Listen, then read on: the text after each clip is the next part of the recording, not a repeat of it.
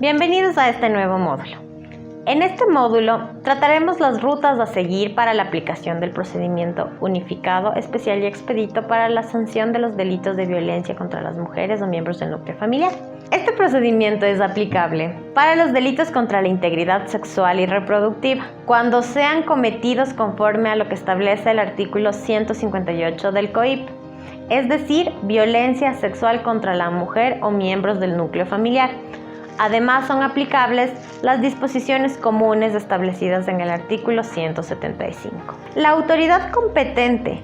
para la sustanciación de este procedimiento, desde la investigación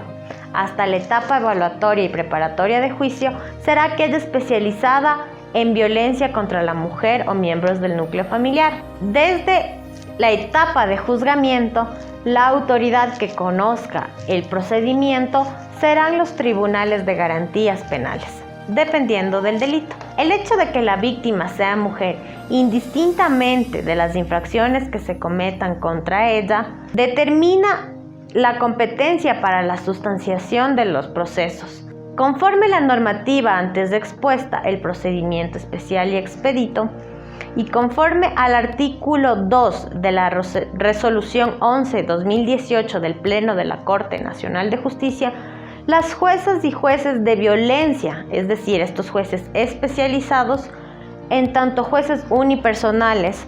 son competentes solamente para conocer las infracciones de femicidio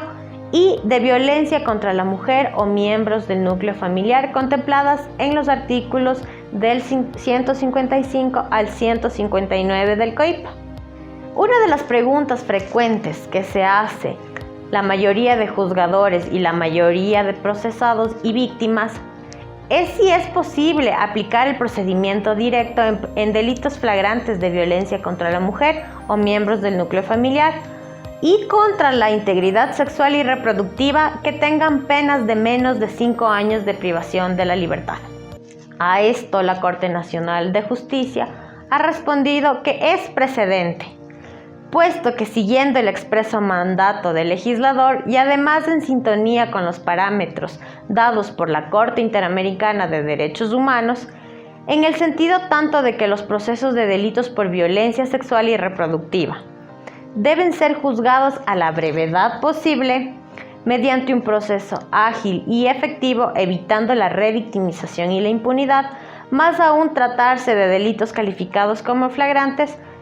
Entonces, si es que su pena no supera los 5 años de privación de la libertad y los delitos son cometidos en un acto flagrante, se puede aplicar el procedimiento directo en estos delitos. Otra de las preguntas que se suelen hacer es cómo se debe proceder en el caso de que la víctima de violencia física, a quien se le concedió una boleta de auxilio como medida de protección, posteriormente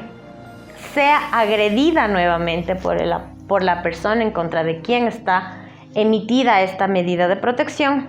En este caso, se produce una acumulación real de infracciones. Por una parte, existe una nueva agresión física a la víctima, pero también existe un incumplimiento de decisiones legítimas de autoridad competente. Cada una de estas infracciones debe ser juzgada de manera independiente. Si es de violencia contra la mujer o miembros del núcleo familiar, es decir, de justicia especializada, porque nace en ese ámbito, la competencia debería corresponder entonces a los jueces de violencia, en tanto que el juicio de incumplimiento de decisiones legítimas le corresponde a un juez de garantías penales.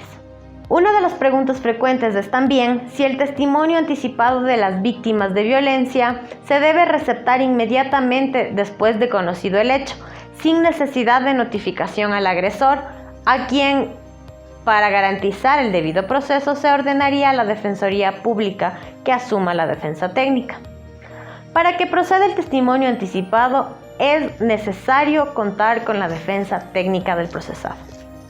Es fundamental recordar que por imperativo constitucional, una de las garantías del derecho a la defensa que le asisten al procesado es no ser privado del derecho a la defensa en ninguna de las etapas del proceso,